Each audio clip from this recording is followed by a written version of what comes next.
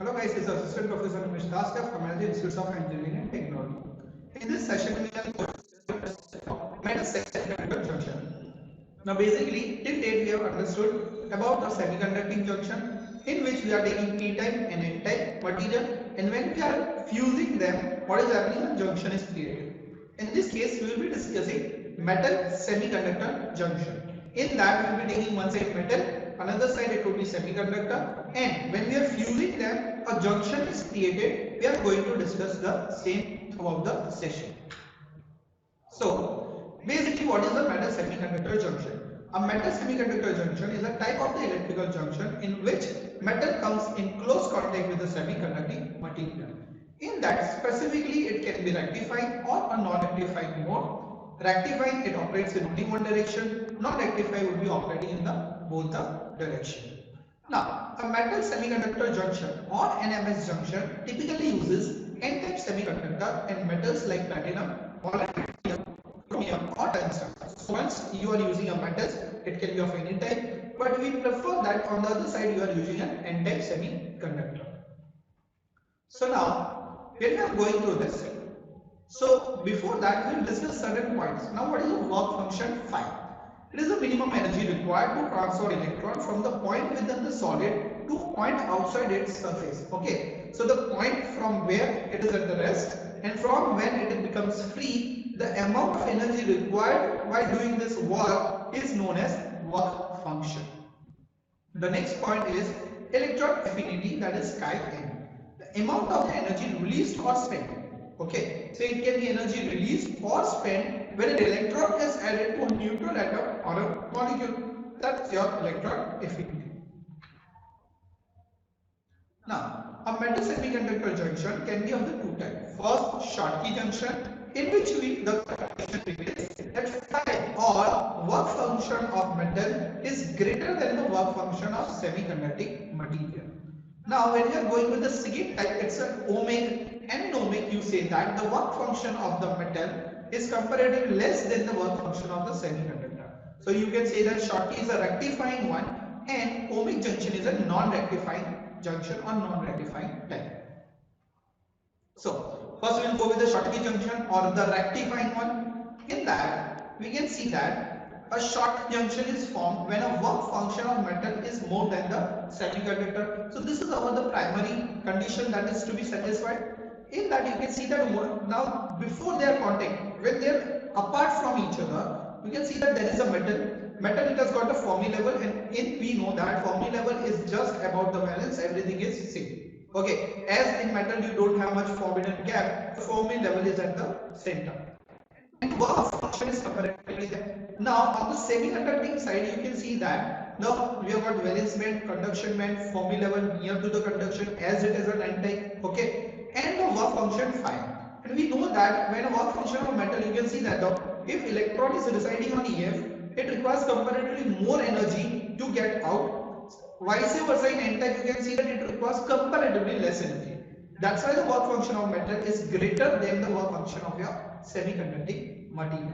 You can see that at this point also Fermi level is not aligned. Okay, so both are apart with each other.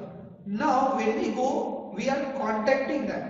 Now because of this contact, you can see that a depletion region is created, and you can see that near the depletion region electrons are no more there. In just side you can see that near the junction, okay, the electrons were present, but when they are in contact you don't see any electron there. Why? Because the depletion region has been created. Okay, so now you can see the top of the metal and the top of the semiconductor, there is a slope type, and that is nothing but the forbidden gap. So basically what happens when the electrons wants to go from which end? That is from the semiconductor to the metal side. Okay, so that is not practically possible at point. Why? Because a depletion region has been created and there is a difference level, as well as the Fermi level. You can see that they are not aligned in the position. Okay, so here what is happening in the Schottky junction. So now the Schottky junction working can be divided into two: forward bias. So in forward bias you can see that what is happening, that depletion region is reduced. Okay, why? Because metal is connected with the positive and n-type is connected with the negative. As it is happening, you can see that Fermi level has also aligned Okay, it is near to each other now comparatively to the non-biased one. And another thing is that the depletion region is also shrinking. So now the electrons are going from this N type to the metal. Now see, the thing is that in the previous session also we have seen that in the zero bias, what is happening? Electrons are having comparatively n type. In n type, electrons are having comparatively less work function than the metal. So it requires that they will be donating from n type to the metal. But metal is constantly having requirement, but you don't have that much of electrons present there. Okay. Why? Because the electrons present in the conduction band at the zero bias were because of the donor level. Okay, so now what is happening? The moment you are providing this forward bias, what is happening? You are providing extra electrons. So that sufficient electrons are going from now inside to the metal. Now you can see that this was the current as an output you are getting it. Why? Because the depletion region is reduced and electrons are going from the n type to the metal. But as you see, when you are getting the reverse bias, what will be happening? N is connected with positive terminal of the battery and metal is connected with the negative terminal. Now, because of that, you can see that the depletion width has actually increased. Now, it is not practically possible for the electrons from going from the N side to your metal side. Okay, and you can also see that the Fermi level are also declined to its position, though there is actual no match between them. And this is the reason in reverse bias you will get no current. Okay, so now when we are going with this, what is a Schottky diode? A Schottky diode is a metal semiconducting diode with a low forward voltage drop and a very fast switching. We will see in the characteristics why it is known as fast switching. But it is a metal semiconducting diode with a low voltage drop comparatively to the PN junction, it is saying that, and a very fast switching speed. So you can see that the symbolization almost as a PN junction, just instead of straight line you are getting one S, and hence it is symbolizing the Schottky diode. Now let's see the construction. So you can see that N substrata is there, okay, and from that N you are got one metal, and from metal you can see that a gold leaf contact is taken, which is very high in conductivity. Similarly, in N-type silicon substrata, from the metal you have also taken the cathode out, and again this metal contacts are there for the higher conductivity. So this is a basic Schottky diode. Now we are seeing the IV characteristics of the Schottky diode. Again, it will be having a definitely forward as well as the reverse characteristics. But you can see that usually what is our habit, that in PN junction we see for silicon and germanium 0.3 or 0.7. Okay, this is what we are seeing. But here you can see that the threshold voltage is 0.2. Okay, and reverse bias also you are getting somewhat characteristics, that is 1 microampere. Now, as it is a 0.2 voltage, so at very high threshold it is conducting. That's why it is said that Schottky is fast switching device. Now some of the application of the Schottky diode used in a high frequency switching and rectification. It is also used in clippers and clampers. It is used as a detectors and the logic gates. So you can see that almost the application of the PN junction and Schottky are going hand to hand, except it is comparatively more efficient. Why? Because the switching. So when we are talking about logic gates, it is very useful because its switching is comparatively high than the PN junction. So this is the head-on, that switching is very fast. So response would be also fast on the Schottky diode.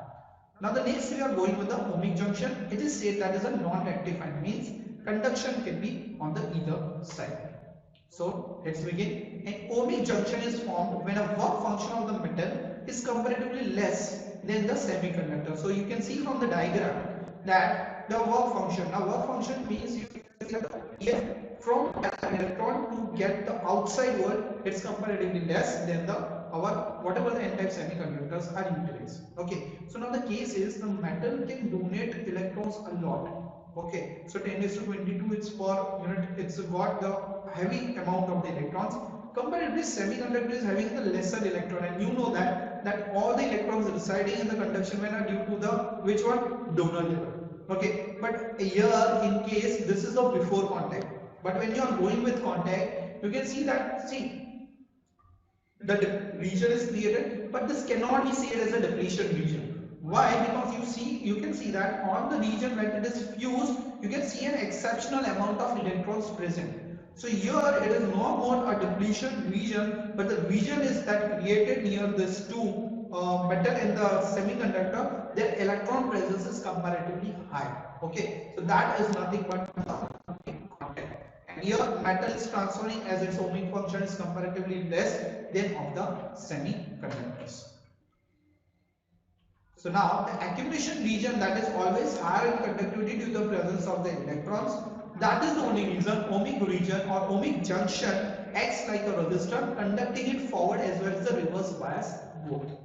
Ohmic junction are also used in the thermoelectric devices also. So these are the basic application for the ohmic junction. So in this session we have discussed first metal and semiconductor interaction. Okay, so that interaction can be of the two sides on the basis of the work function. So if metal work function is high compared to the semiconductor, it would be Schottky, and if it is low, then it would be ohmic region. So hope you guys have understood this session very well. See you in the next session.